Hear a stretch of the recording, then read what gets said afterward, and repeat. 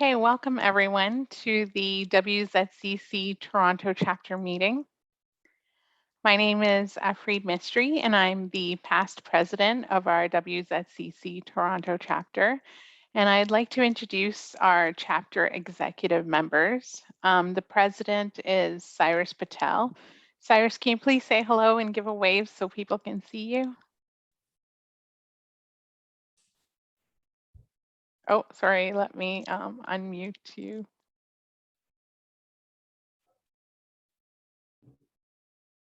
Go ahead.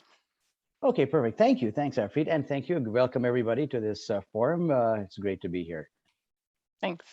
Our treasurer is Marwan Wadia. Morning, good evening, everyone. Thanks for joining in. And our secretary is Arshad Shraf. Arash. Hello, everyone. Thanks for being here. Excited to get started. Also, Dilnawaz Shraf, who is our global director in WZCC, is also part of our Toronto chapter. So Dilnawaz. Hi, everybody. Welcome. Happy to see all of you here. And each of our board members today will be introducing one of the speakers on our Zoroastrian press panel, and we'll ask them a question. If you have any questions during this session, please put them in the chat window and we will get to those questions. I'm going to turn it over to Cyrus now to introduce one of the speakers. Go ahead, Cyrus. Thank you, Afreed. Thank you very much. And welcome again, everybody, to this forum here. It's morning in North America and evening in India. So hope everybody's ready to enjoy this session. First, I would like to start by introducing Yazdi Tantra. I've had the pleasure of meeting Yazdi a couple of times, I think in Florida and also in Bombay. So it's great to have him here.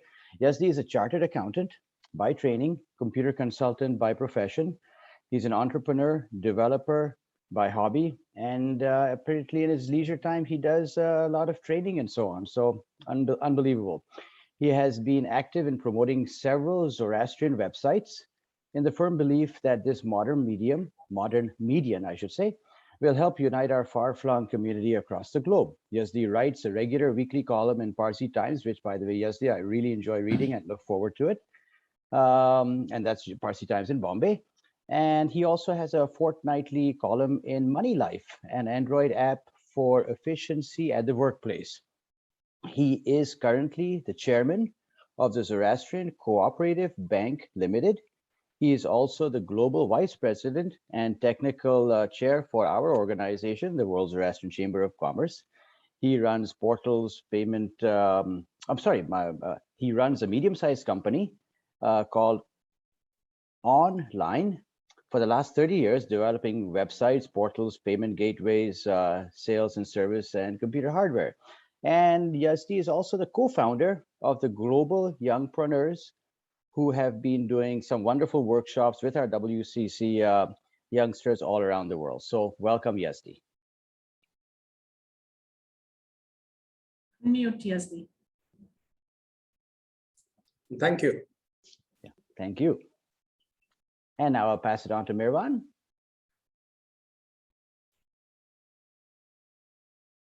Marwan, unmute. There we go. Morning, everyone. Thanks, Cyrus, for the introduction of Yazdi. So next up on our panelist is Dolly Dastoor. She has been known to us since 2005 and has been the editor-in-chief for FEZANA Journal, the flagship publication of FEZANA, which is the Federation of Zoroastrian Association of North America. She's also the president, been the past president of FEZANA from 1994 to 1998, and was the co-chair of the 7th Zoroastrian Association of North America and the Congress in 2000 that took place in Houston.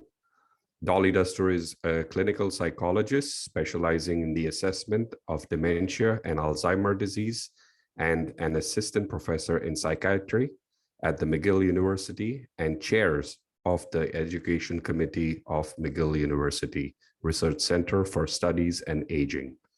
She is the trustee of the Parliament of World Religions and vice chair of the board of the council.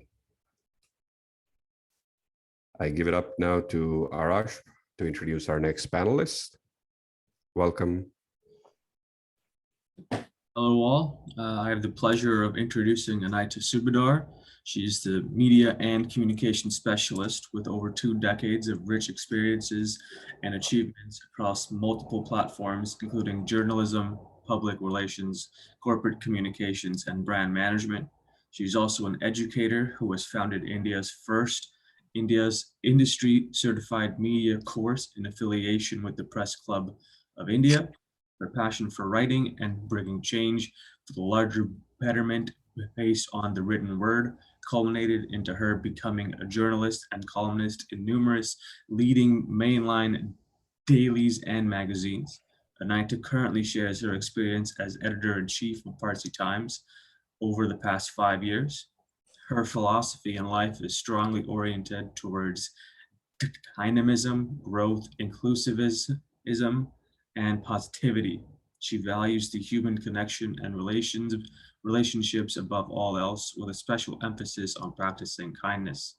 She's from and based in Mumbai, India, and is an ardent dog lover. Welcome, Anahita. No, unmute. Hello, everyone. Thank you, Arash, for that lovely introduction. I'm very happy to be here.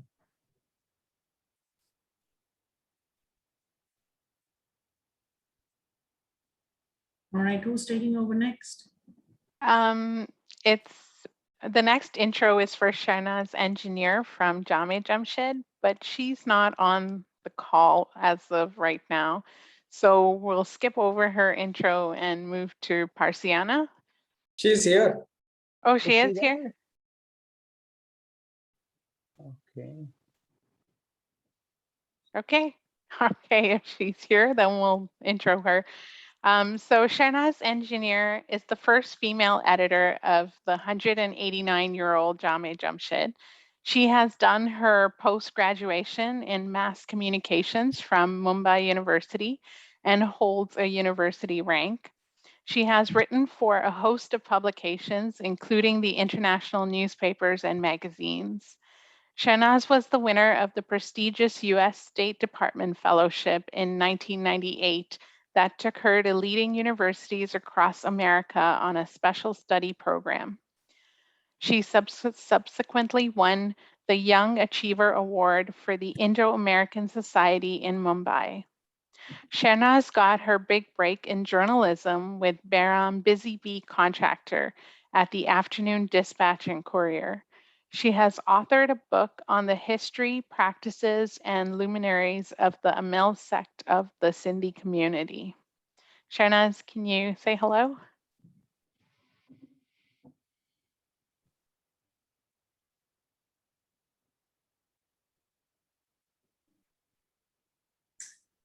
I actually don't see her.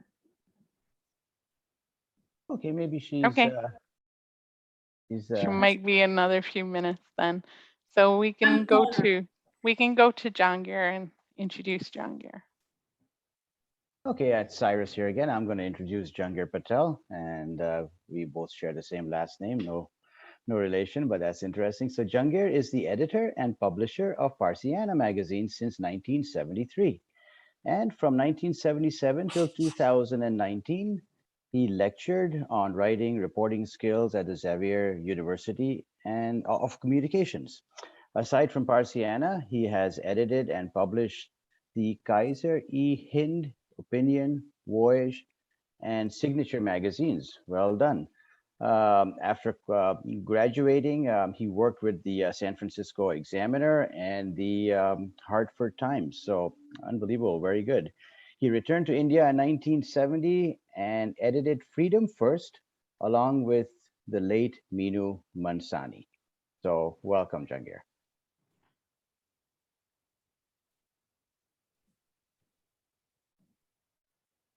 Okay, thank you.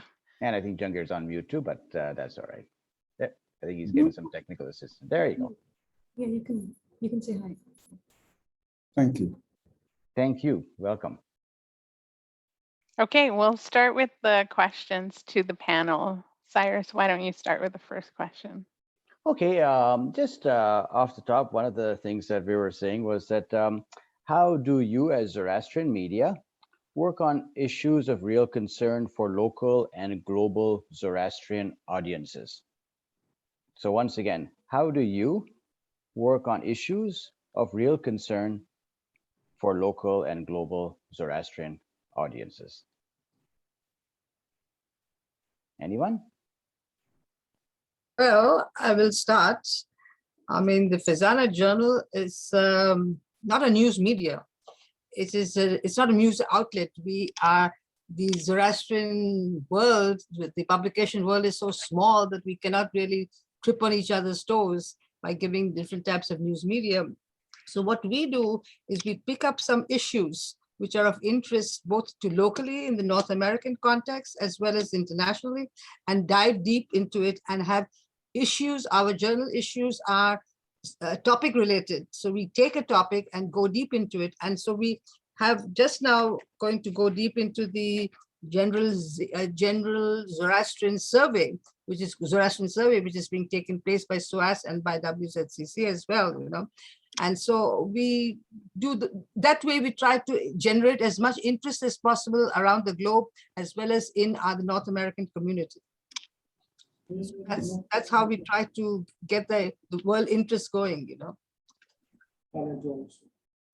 I think, may I speak? Yes, yes, please go ahead. I think for us, we basically go on the news development. So if something happens, we focus on that and look at the ramifications of that on the community, on the religion, on the customs, ceremonies, whatever else it is. So it's not that we have an idea in mind that it's got to be this or this or this. It depends really on what takes place in the events, whether it's a congress or it's an election or somebody achieving something, and that gets the ball rolling for us. So it's news based, and that determines really what the content for each issue would be. Of course, some articles are features, some are we prepare much earlier. Information we get, historical information we get from people, textbooks, etc.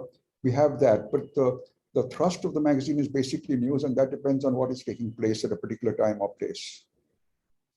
Fine, thank you. Very good, thank you. Anyone else?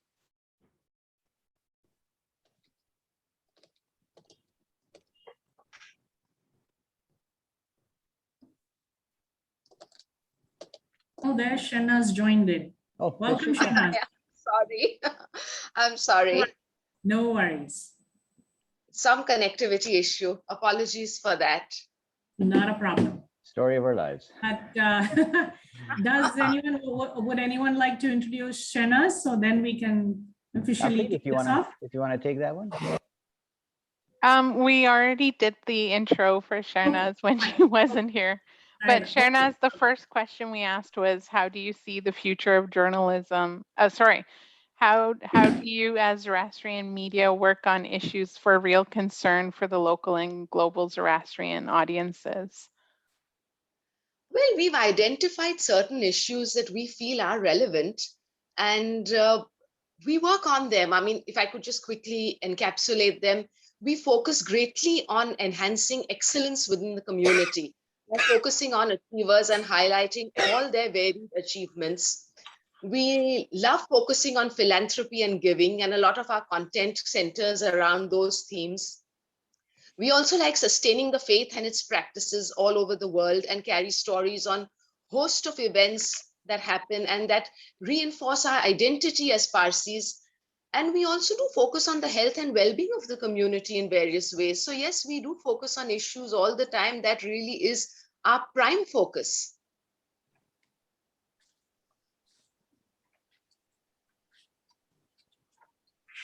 Okay, thank you. I'll do the next question. How do you see the future of journalism houses within the worldwide Zoroastrian community, and what steps do you plan to implement for adapting to this changing environment? I think the future is really bright because we are a very opinionated community.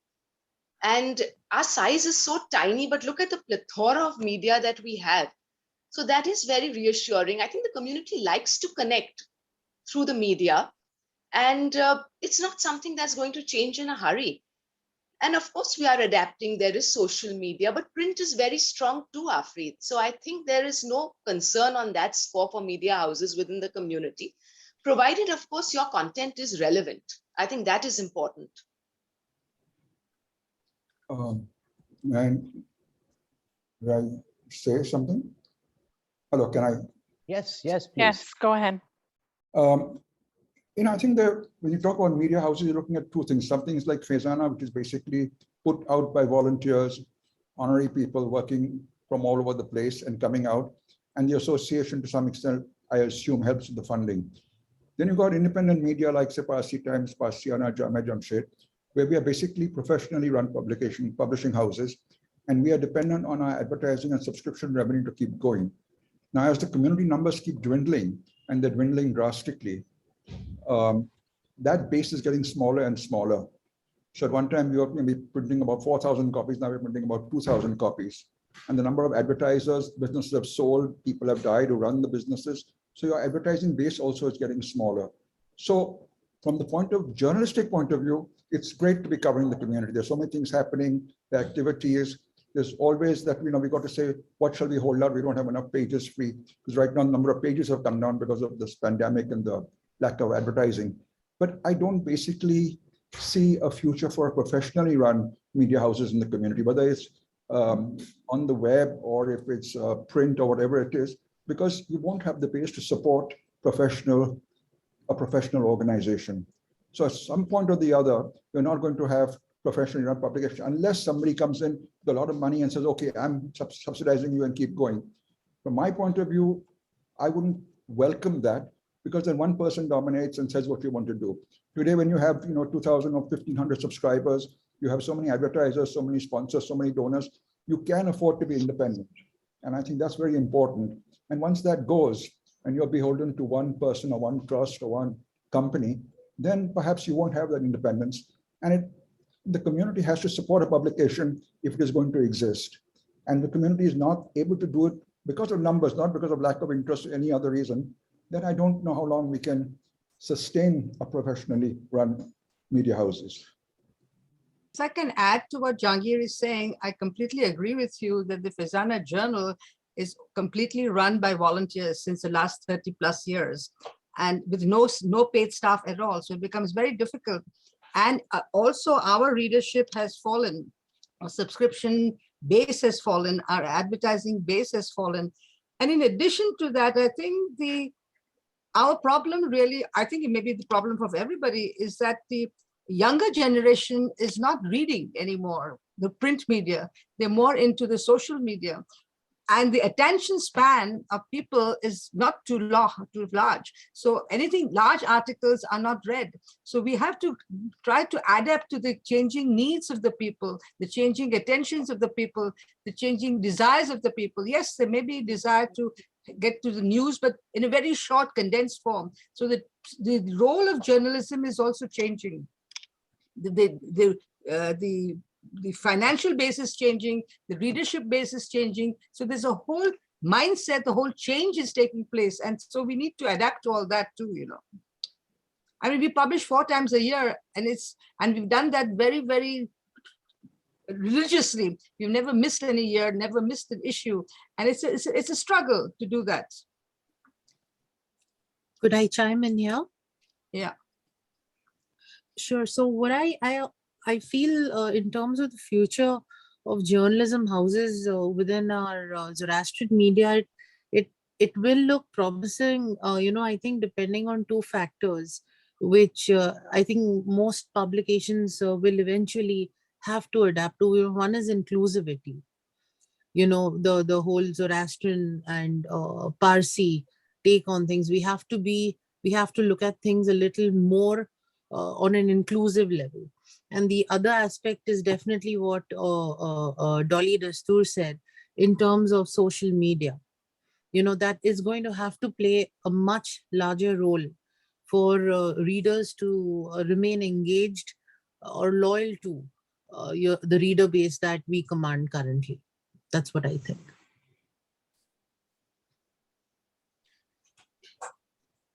Can I say something? Go ahead. Yeah. So it's not only Zoroastrian media houses. I think media houses across the world are having this problem, the print media versus the digital media. And we need to look at it in terms of what Dolly also expressed, that everyone wants to get news in bite-sized portions. Nobody is wanting a very, very well-researched article which runs into 5 pages or 10 pages. And the youngsters especially, they are in a great hurry because the amount of information that is going is so high that they are saying, okay, what do you want to say? Tell me in 2 sentences, and that's about it. And that is what is across the board. It's not only Zoroastrian publications, but it is across the board. I'm sure even abroad, like Wall Street Journal, New York Times, they have cut down the print numbers and come entirely online, and they have subscription-based facilities online. That is number one. And number two is, with the advent of digital media, searching becomes much easier. Past issues becomes much easier. Otherwise, when you have a print, you have a weekly or a monthly or a fortnightly, the minute you finish with it, it's all gone. You can't go back to it. You will remember that 2 months back, I read some article, but now I can't find it. So unless you are on digital, finding something which could have interested you or you remember is extremely impossible. So I feel that over a period of time, we have to adapt and get into the digital space more and more. And that is the future of publication. But to add to that, Yazdi, there are some people in our own publication who insist on having something to hold in their hand to read, because you want to get into bed and read it, or on a train to read it, and you can't do that in a digital thing. So we have to do a hybrid, have to do some printing and some digital, so that we satisfy our clientele, Because we have a 60+ community, so yeah, have to be. We have to adapt to the changing demographics of the community too, We have the young and we have the old, True. So the common consensus is that you need to condense your information these days. Absolutely. All right. Anything else to add from the panelists? Jehangir is saying something. I think it's on mute. Can you hear me? Yeah. Yeah. I don't think there are hardly any young in the community to begin with. And when we're talking about digital and social media, you still have to support the editorial staff. You may not have to have the cost of printing and paper, which is a marginal cost, but you still have to support your editorial staff and your whatever other administrative staff you require. And we don't receive any income from online. We have a website, we have a Facebook page, we have an app, we tweet, but there's no revenue from there. The revenue comes from the print. And as somebody said, that people, like Dolly said, people want the issue in their hands. During this pandemic, when we couldn't, the post office would not post copies to people in India or abroad, we had put the issue out electronically. But a lot of people said that, no, we want the print copy. And so we printed the copies and kept them. And as soon as the post office permitted posting, we posted a whole lot of copies, so at least people would have them in hand. So if you're looking for a future in the Parsi community of digital people turning in and reading, I don't think that's, people may turn to it, but small numbers, and you're not going to be able to afford to keep it going. As for young and old, I find that it's basically a question of interest. If somebody's interested, they'll read the magazine. If they're not interested, even if you gift it to them, they're just going to leave it in the cover and not look at it. So I think it's a factor that your reader basically is one who's interested in community events, community developments, and wants to know what's going on. If he's not or she's not, then you've lost that person. True.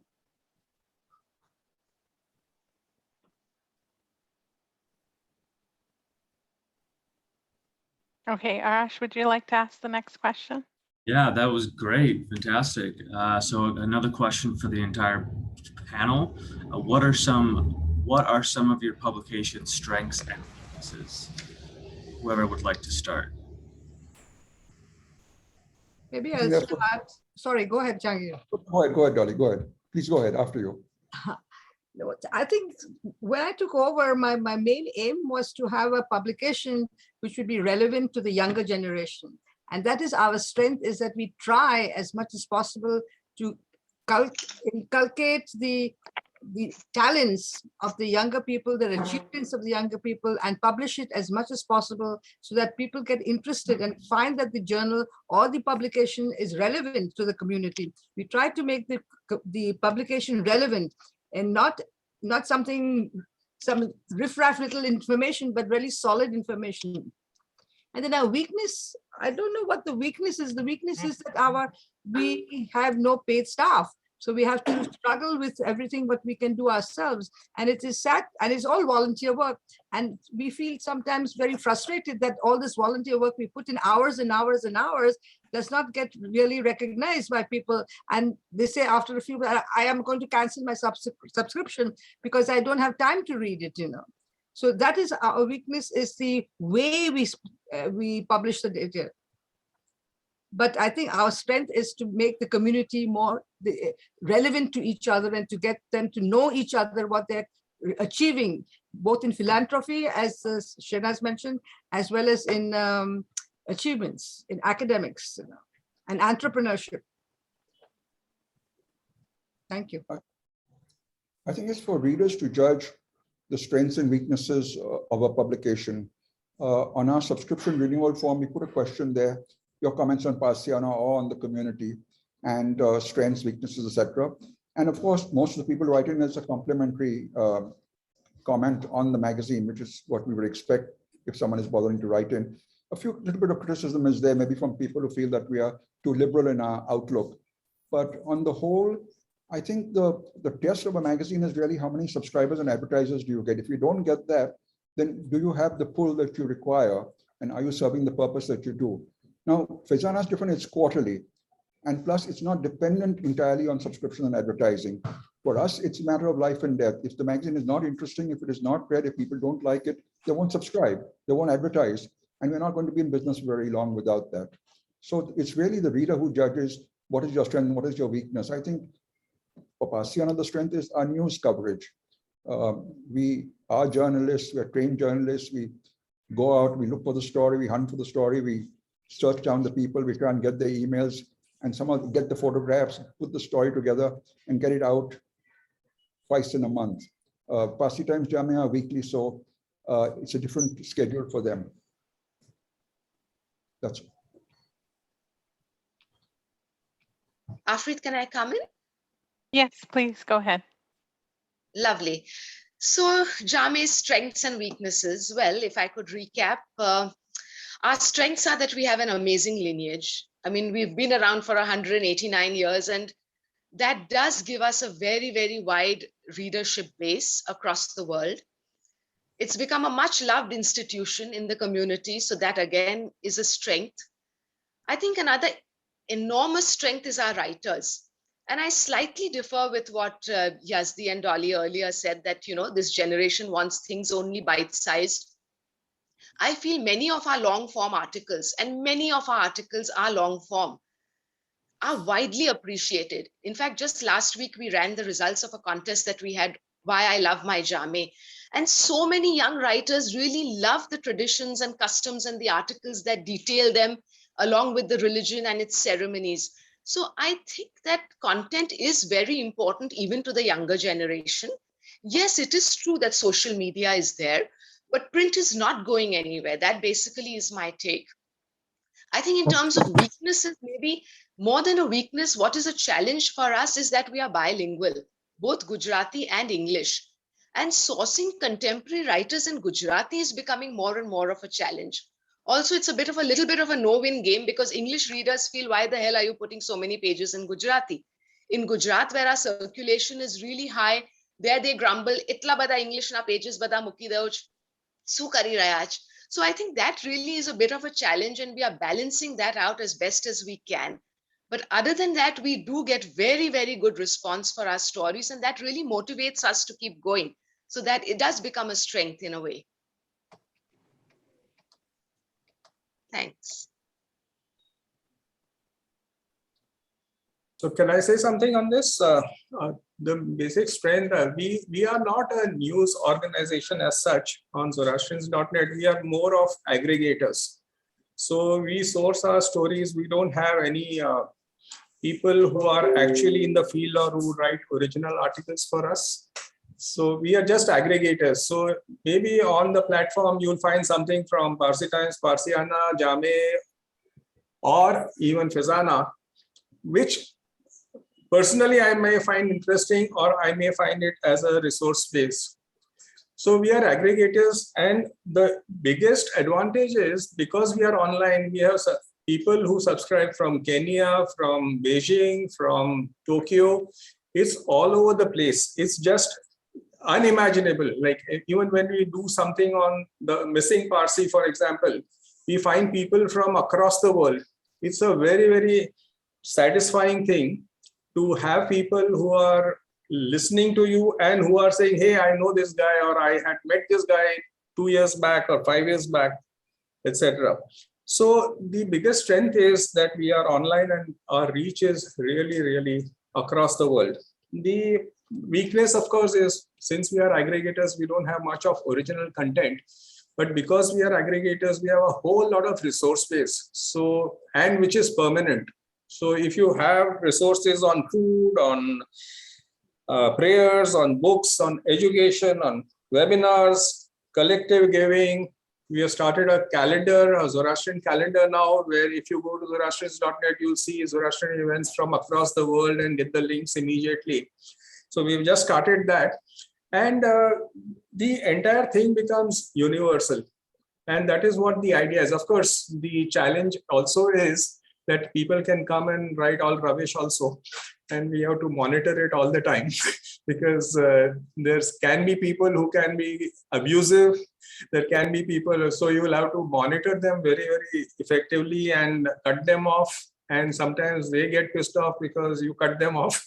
But then that is one of the challenges that we always have to face. I mean, there's many forums out there that they can do all that, but I know what you're doing there. It shouldn't be. It shouldn't be. I'm not going to say the word tolerated, but it should be for the. You know, it should be for the well reading of everybody, and not personal and sometimes very orthodox opinions. Go ahead. Yeah. So different views are always welcome, X or Y, but abusive is not welcome. Absolutely not. That is what we say a no to. Otherwise, different points of view, you have traditionals and you have reformists and you have all sorts of views. As long as you can give a logical argument, you are welcome. But if you are going to come and abuse people that you will rot in hell and stuff like that, that is not on. I think to add to you, Yazdi, exactly. To add to Yazdi, we also refuse any anonymous letters. They have to be signed and they have to be said from where they're coming.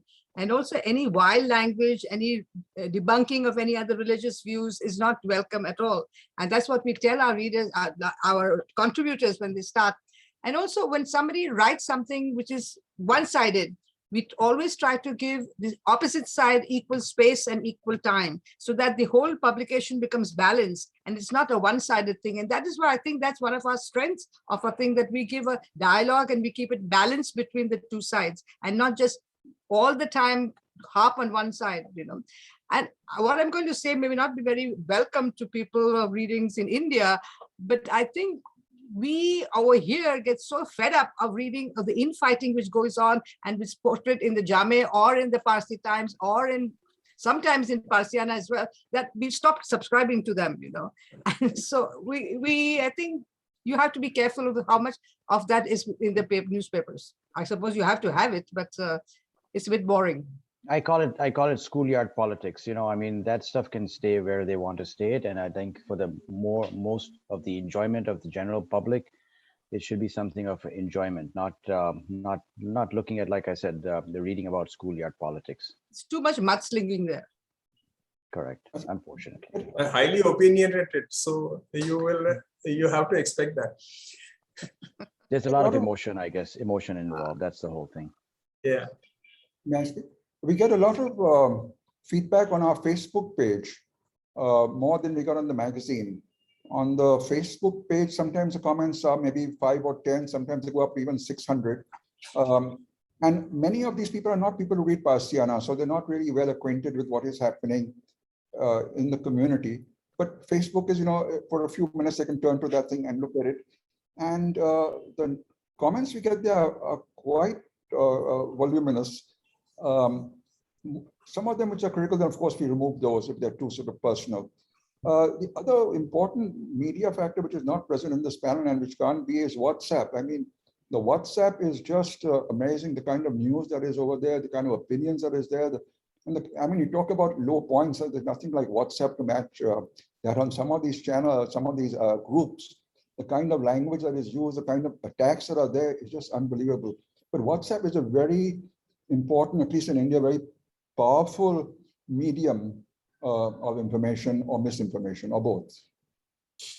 Completely agree, but it has the ability of bringing all of us together, literally on a matter of seconds, if not minutes and so on. So it does, you're right, absolutely. It's extremely powerful, quite critical, but it's bringing us together. Like you can literally, I can pick up the phone right now and I can talk to you, see you, and so on, which, some years ago was impossible. And many years ago, back in the day, it was like cost prohibitive. So there you go.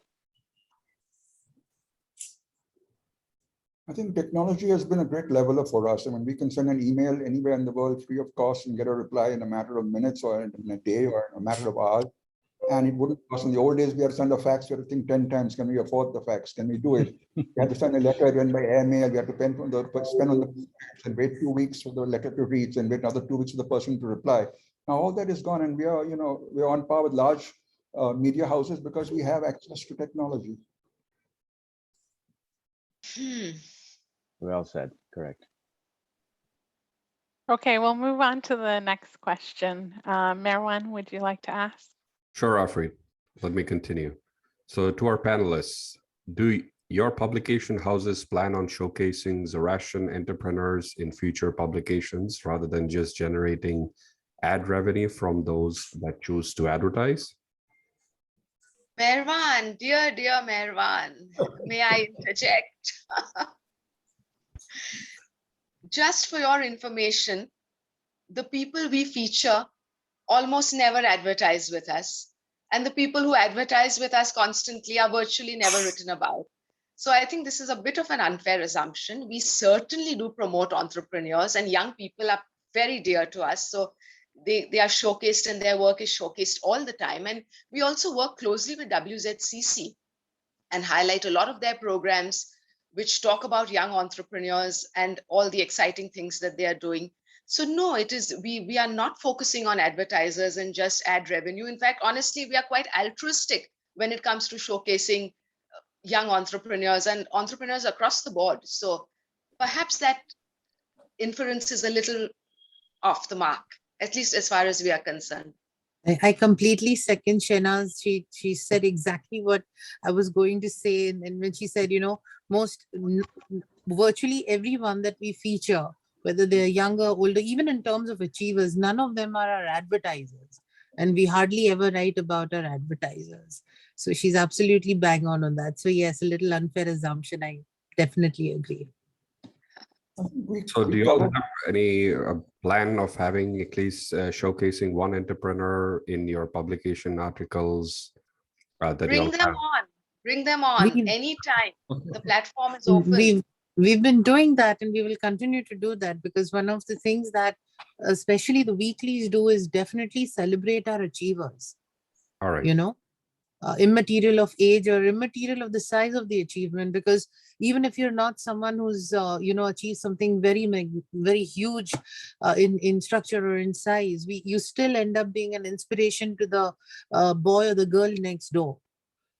So we're always very, very open, right from publishing results in school, when you pass out and you enter college, or college results, to way bigger achievements.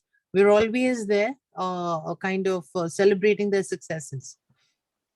Oh, maybe if I can just add in a little bit, that we have every spring issue. We promote all our scholarship winners. And so that gives a platform to the young people who are either undergraduates or graduates or postgraduates to be able to say what they want about their community and what their achievements are. So that is one way of recognizing achievement for younger people, and they may go into becoming entrepreneurs. And we do have some entrepreneurs which we know are coming up, we know are there.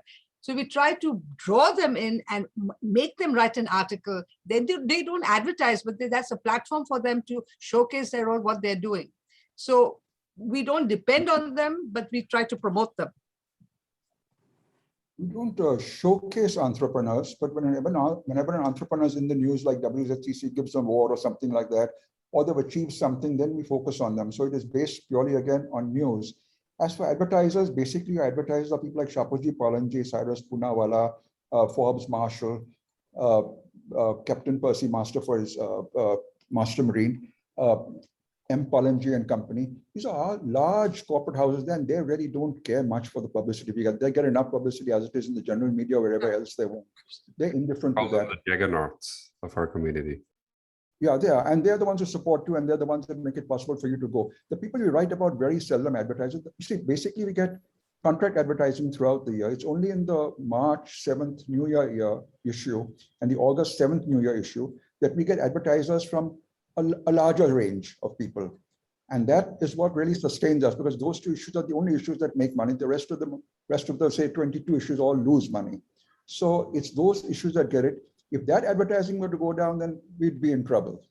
But it's not a question of giving somebody a coverage and expecting to get an ad from them. That wouldn't work. You'd be out of business in no time. Correct. To your list, Yazdi, I should, sorry, Jehangir, I should add the Hong Kong trusts, which the support us very well. You know, the Neville Shroff and the Hong Kong Trust. Yes. They are big supporters. Unfortunately, under the Indian regulations, Foreign Control Regulations Act, we can't accept donations from overseas. So they do advertise with us, and that's it. But we can't expect anything more or expect them to sponsor and issue anything else, because it's not permitted by law. Oh. We don't take any ads, so it doesn't make any difference. Yazdi, you can give us some ads then in that case. He does advertise. He does advertise. Oh, yeah. He doesn't advertise with us. So I'm going to take once in a while. Once in a while. No, that once was very, very long ago. Yes, we want the Zoroastrian Bank to advertise with us now.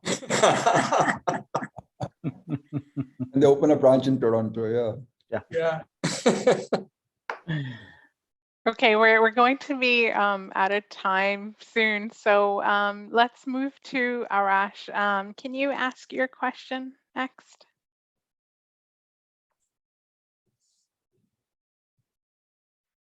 Yeah, sorry, I didn't realize I was on mute again. So my question is, what was your worst performing story and what did you learn from it? Very hard to gauge what is your worst performing story. Sometimes you write a story and you expect there'll be a lot of reaction to it, and you find that it's hardly anybody notices it. Other times you write something, for example, our most controversial piece was when in about 1988, we started carrying the names of interfaith marriages in Parsiana. And that got us a lot of flack. People stopped subscribing, people stopped advertising. And they said, why are you writing on this? You know, this is now, you're encouraging people to marry out. And you find that most of these people who marry out don't even subscribe to Parsiana. The Gulru Gupta who fought a case and the other lady, Roshni Mallu, they weren't even subscribers to Parsiana. So the notion that what appears in the magazine makes other people marry out of the community is absurd. But that was the most controversial item as far as the print goes. On the Facebook, there are a lot of reaction when we carried a video of Thamna ceremony, or we carried a Jashan there, we get some. But now even people are beginning to accept it, because I think social media is becoming a part of our lives.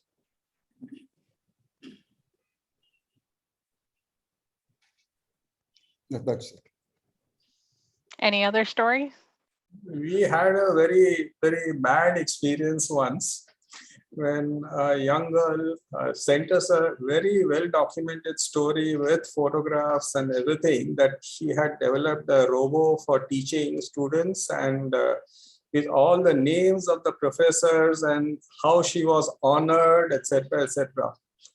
And ultimately, we found out after 2 weeks that it was a total flop. It was a fraud, basically. There was nobody like that. I kept on calling them, I kept on emailing them, and we just had to take off that story. But that is the beauty of online media, that you can take it off anytime. But that was a really bad experience. Normally, people project themselves, they want to promote themselves, and especially as we said earlier, the youngsters, we always like to promote. They may be unknown, but then all the professors who were named, the universities that were named, nothing was right. Absolutely. So that taught us a good lesson that we have to double check at least 1 or 2 points in a story before we publish it. Or you can have a little section fictional. We just took it at face value, and it was looking so well documented. I really feel that I should, it could not have been, but it just happened. So that was a very bad experience.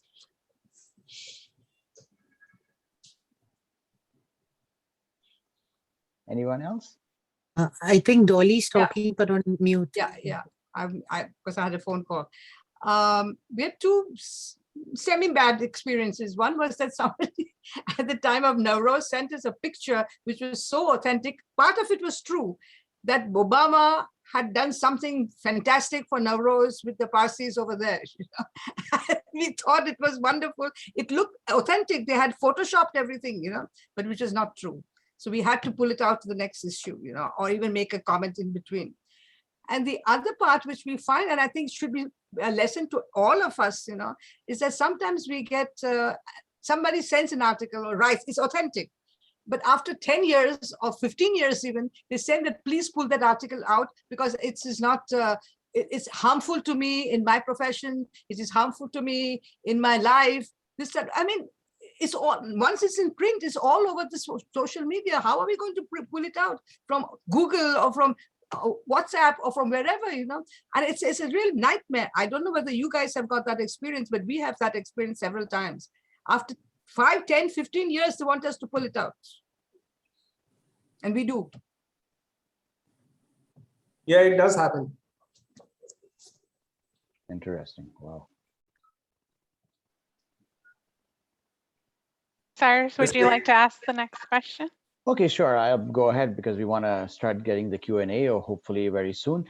So one of the interesting things, and I think we might have actually answered this within our conversations here, is how do you balance between your print publication and social media coverage? Which is better, digital media or print media? And I guess maybe I've kind of just through our conversations here, of course, the online is much better, but any comments on that? No, I don't think you can just say online is better. We are very strong in print even now. So, of course, our Facebook page gets a lot of response, and our e-paper subscriptions have picked up considerably. But print is also very, very strong for us. I mean, just right now, our paper has been printed for this week, and I'll be making calls and making sure that the Pune Gari has left and the Gujarat Gari has left. So we have a wide circulation across India and abroad as well. So I think print is equally important for us. I really haven't seen the shift from print to social media completely yet. And I think that may take a while.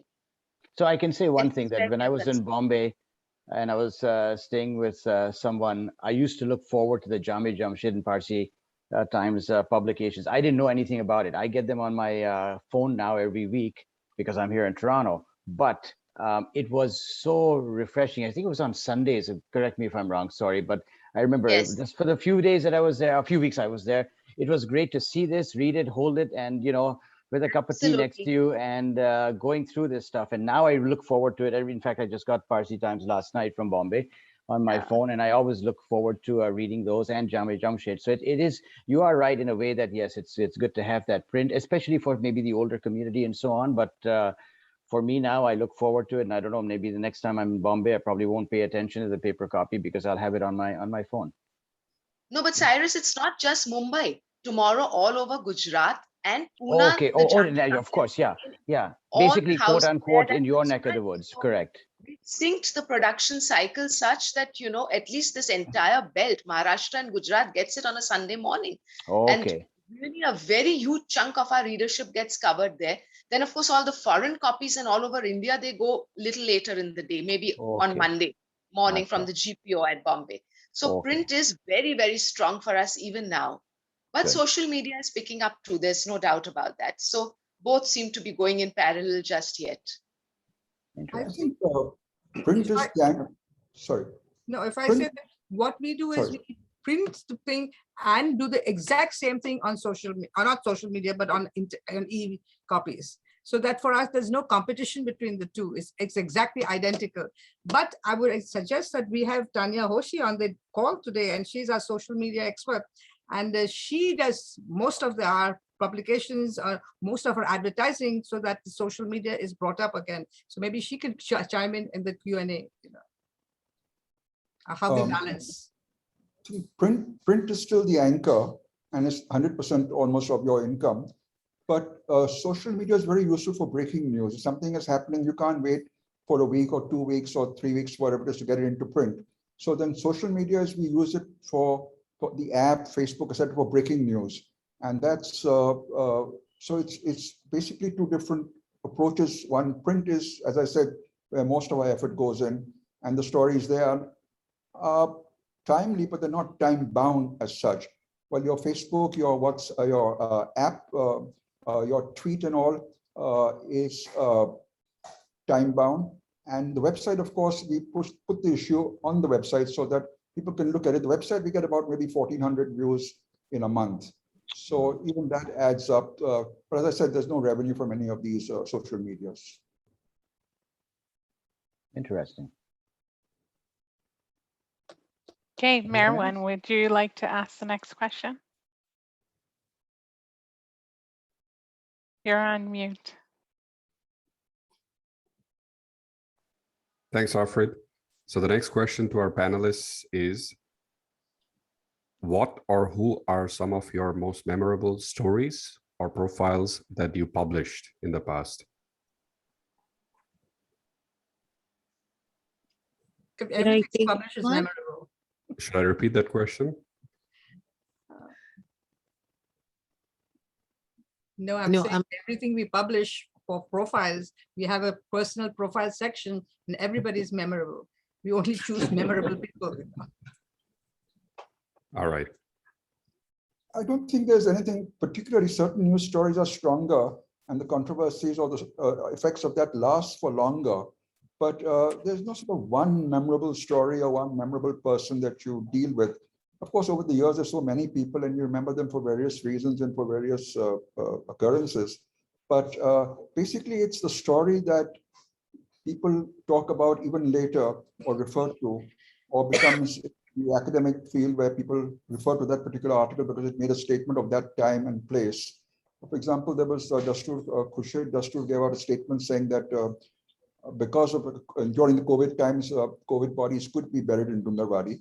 Now, we decided to publish that full statement of his because we felt historically it was important, that it was like a turning point. A high priest was making a statement of this nature, and it should be on record. But as I'm saying, it's not we who make it memorable. It's basically the readers and the impression it creates on them that makes it memorable.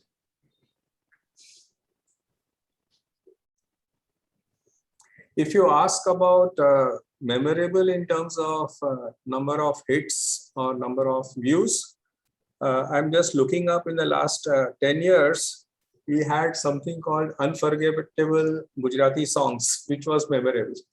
It got so many hits. It was just unbelievable. They are all old songs and people really, really enjoyed. And maybe beyond the Parsi community, even the Gujarati community enjoyed them. Very old songs and very memorable. And of course, BPP results, when they were announced for the first time in electronic form, that was a real winner. Like so many hits overnight. Because before it came into print, like it was available online, and it was a huge. So in terms of number of hits, these are some of the things which we remember. Merwan, can I go next? Go ahead. Anahita. No, this is Shernaz. All right. So memorable, I think maybe 150 years of the ZTFE, the Zoroastrian Trust Funds of Europe, when Prince Philip had come as their guest of honor. I think that was certainly very memorable for us and our readers, having this huge royal hang-up that most Parsis have, just lapped it up and just absolutely loved it. I think also the World Congress in Bombay was quite memorable for various reasons, and the community was quite hooked into what was happening both before, during, and after that Congress. And perhaps even the Dubai Congress and Enterprise Dubai, which we covered in great detail. I think a lot of our event coverages become very memorable because people like the detail that we go into. And we enjoy being part and parcel of community events and reporting that back to the community with a lot of photographs and a lot of flavor. So I think a lot of that does become memorable. Also, some of our writers and their writings become memorable for generations, like, Jamasni Jilu and Adi Marasban's pieces and Dastoorji Kotwal's series and the Jame Ramyar Karanja series. They do become very, very memorable because they're so well written and people really love just holding on to them. Also our special issues, Pateti and Navroz. I have readers coming up and saying last 25 years, last 30 years, last 40 years, James we've collected, all the Anks they are called, the special issues, Pateti Ank and Navroz Ank. So I think they always become memorable also because there's a lot of writing that goes into those issues as well. Good writing. Thanks, Shernaz. Anybody else would like to go ahead? Sure. So basically Parsi Times is all of 10 years old. So the maximum in terms of memory, we can talk about memorable, articles and experiences would not be more than a decade. But I think one of the things, like Shernaz said, it would have to be events. And for us, it was the Udvada Utsav, the Irancha Udvada Utsav. That was quite something. It created a huge a fan following, a huge stir. People were very excited. It was fantastic from the point of view that it was in Udvada and we had people coming in from all over the world, all Parsis mainly, and Zoroastrians also coming in. And that experience was a completely different one altogether. Then, of course, in addition to that, sometimes we, have some interviews. I mean, I can think of a couple of ones, recent ones, but they kind of stay back. One is, the interview we had recently with Adil Subariwala, just before he his protege won the gold, where Adil himself was at the Olympics, awarding the gold to one of his sports members who won the gold over there. Or more recently, we did a take on Baman Irani, and we of course spoke with him, but we spoke to his wife, his nephew, his children, and that gave a very unique insight, beyond the typical interview of a Parsi personality. So these kind of definitely come to mind. Meran, can I add something? Go ahead, Dolly.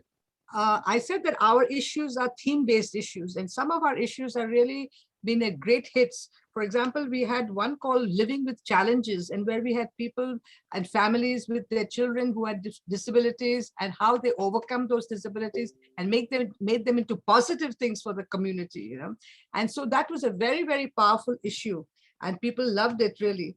Then another one was on the one we made on the pandemic and how the different regions in the world, Zoroastrian pockets in the world, were coping with those issues. And then the last issue of the Gathas and the persecution of the Zoroastrians in Iran, those were the two really good issues which people really lapped up. The Gathas issue was very, very, very in-depth. And I think there are some issues which come out very powerfully and some issues are not so powerful. Thank you. Thank you, Dolly. Thank you, Anahita. Okay, thank you. So from the audience, we have a lot of comments, but 2 questions have come in.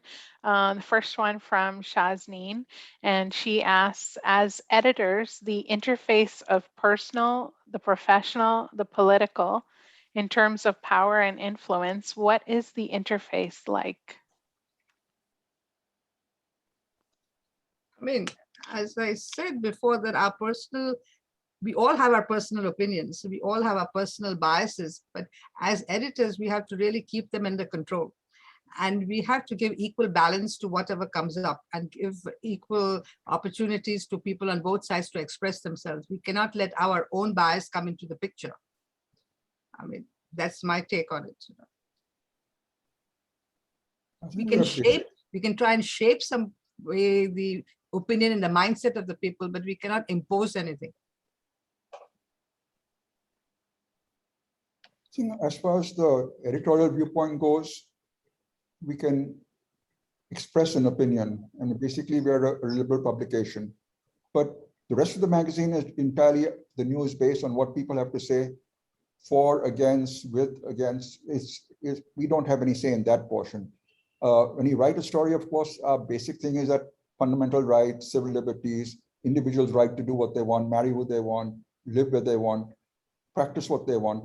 You can't take that away. So aside from these things that we push through on the magazine, it's otherwise everybody, whoever has a viewer or has news or has something to say, gets their say. Sometimes I wonder if anybody reads our editorials.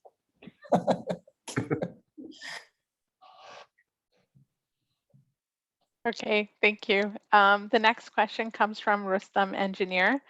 Please share the digital copies of many of your publications with their, people share their digital copies of many of your publications with their friends. It has to affect your revenue. How do you prevent it? After that, I'd like to say something here. Sure. I'm really shocked at the unethical way in which many of our Parsis are behaving. It isn't as if 1,000 rupees a year, which is the cost of our e-copy, is really going to burn a hole in any pocket. But sadly, and this is more true for NRI Parsis and Parsis who live abroad, they are just circulating unauthorized pirated copies of the Jam-e-Jamshed Sunday after Sunday.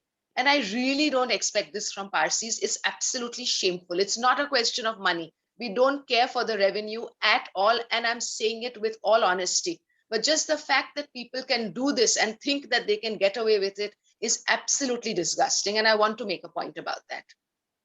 So I really hope it opens some little window in some soul and people just stop doing this. It's not right. It's not fair. Parsiana doesn't have that problem because we don't have an e-version that you can pass on to people. You have to go to our website, and if you want to read the full article, you have to be a subscriber. I mean, the print subscription is 1,000 rupees. The online is 800. So it makes more sense to get the print, and the online comes free over there. And you have to go to the website. So unless you want to take a particular article and copy it or send it to anybody else, you're not going to be able to do the whole issue. So for us, it's not a loss of revenue as it is for Shernaz. Jehangir, it's not so much a loss of revenue. Yes, it is to some extent, but just the fact that people can be doing this is appalling. I mean, why would you do something like this? Why wouldn't you pay and get your own copy of the paper? And there are groups in India also that first thing in the morning on some shaky scanner, they scan the paper unauthorized and start circulating it and putting it on WhatsApp groups. What is the purpose of doing that? Well, it's ridiculous, absolutely. Print copy is also shared by people, so I suppose you can't stop the No, you can't stop, but it's sad that they would do that. I wish they wouldn't. I really would appeal to them not to do that. Please just buy your own copy. It's not going to dent you so much. I think every Parsi by and large is doing very well. And if you can't afford it, we'll send it to you complimentary, but just take an authorized copy. I mean, I don't want to open the floodgates for complimentary copies.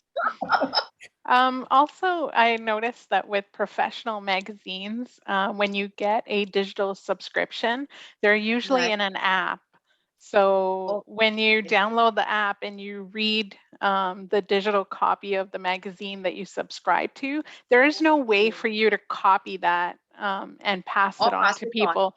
So would your publications that are e-publications, would you consider, getting onto any of these apps? We'll have to raise the resources to fund those apps, unless, of course, Yazdi Tantra wants to do us a good turn and just develop it for us and gift it to us. And we are totally open to receiving that gift, Yazdi Tantra. No, Well, I was going to problem say, which Shernaz is saying is that people actually scan it. It's not the e-copy that gets circulated.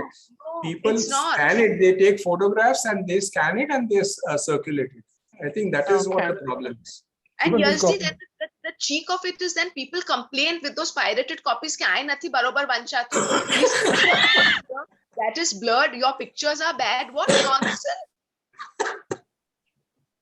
And Shernaz, to your point, I recall that on certain WhatsApp groups that we had, we actually told the administrators to actually put a strict policy on people circulating these pirated Thank copies you. within these Thank you groups so much.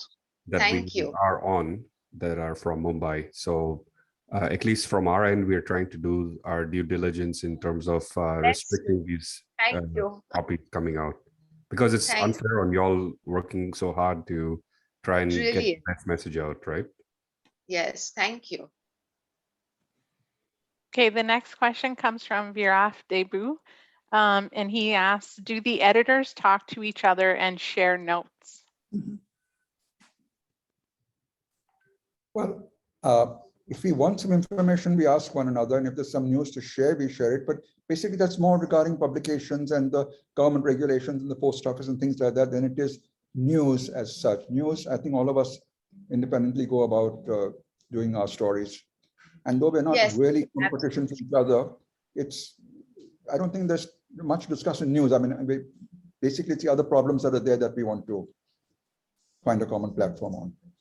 I'm afraid we do have good working relationships with both Parsiana and Yazdi. So whenever we need some special photographs or need some special permission for an article, we ask for permission and we do talk to each other. You know, it's not that we are at odds with each other. You know, we do talk to each other.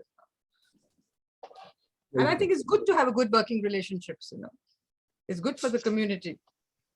And Afreed, a big thank you to all of you for organizing this platform. It's really been wonderful. So complete kudos to all of you, WZCC Toronto, for doing this. But a great kudos to Dilnawaz for organizing it. Oh yes, Dilnawaz too, absolutely. Yeah, Yes, lovely. Before we hop into more questions from the audience, I just wanted to introduce Adel Uncle, the global president of WZCC, and also ask if he had a question for the panel as well.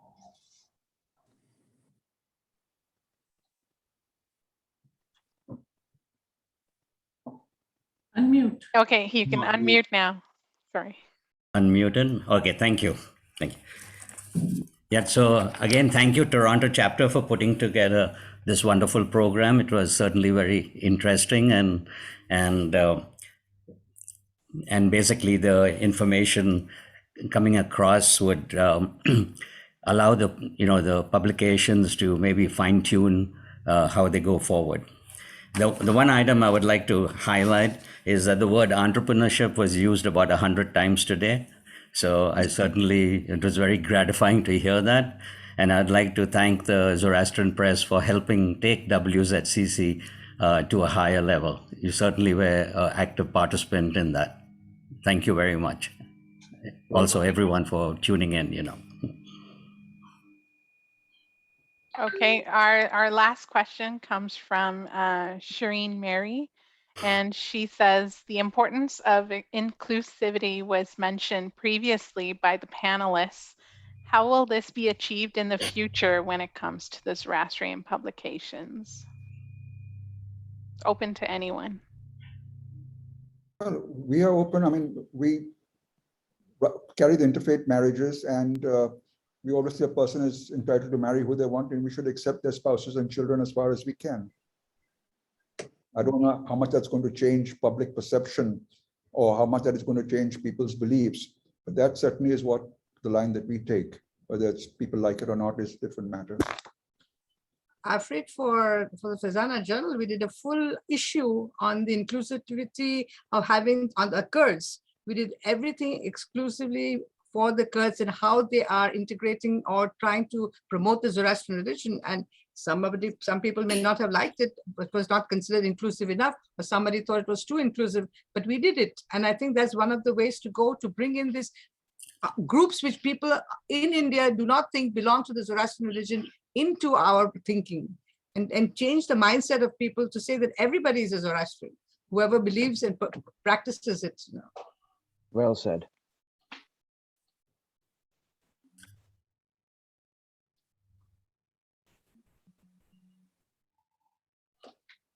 Anybody Okay. else share their opinion?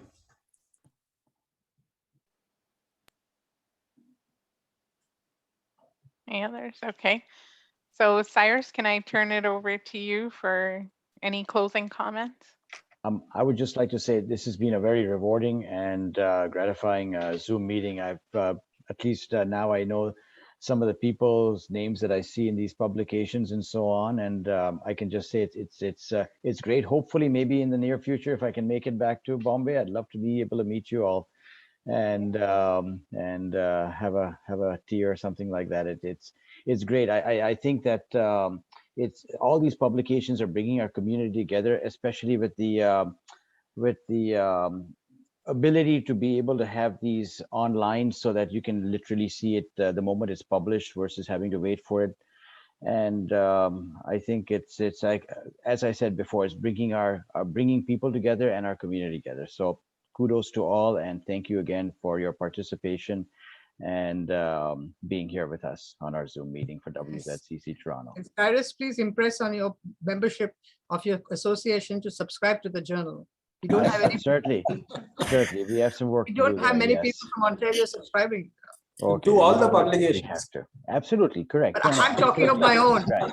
No, but no, Yazdi's got a point there. There's so much content out there, some very interesting and informative information, and it's too bad that sometimes people are so busy and not being able to connect to something that's literally on their fingertips. It's a mouse click away, I guess, is the best way to put it. So thank you. That we will do something to work on. Thank you. Thank you. May I say something, please? Please. The Toronto chapter intends to every 4 months have a Zoroastrian media meet. And I know Arzan couldn't make it today because he had to attend a funeral, so he'll be joining. We had Sherry just now who asked questions. Harmazor is starting up by the end of this year. So she will be joining. There'll be another 4 or 5 media channels joining us sometime in January. So I hope all of you will be there and encourage all of us to, more than anything, the reason for this is I want to unify the Zoroastrian community, the Zoroastrian media. And that's what this whole thing is about. Of course, we'll also be talking of some quirky, funny, crazy stuff that readers come up with next time. But thank you all of you for joining us, and hope to see you all again in January. But also very, very great thanks to Dilawaz for organizing this, because I can tell you without her efforts over there in Bombay, we would not be on this call right now. So thank you. But also a great thank you to Afreed for getting this together. Mirwan, Arish, again, couldn't have done it without you guys. You guys are amazing, and we are going to get together hopefully very soon for a nice dinner or something here in Toronto next week. Thanks, Cyrus. On the contrary, thank you. Effort. Team effort, yes, but a lot goes to a lot of you guys because you guys hold it together. Thank you. Okay, thank you, everyone. Thank you, everyone. Take care. Thank you. Next time. Thank you. Thank you and Thank good luck, everybody. Absolutely. Take care. Stay safe. Thank you for me. Bye. Bye-bye. Bye-bye. Bye-bye.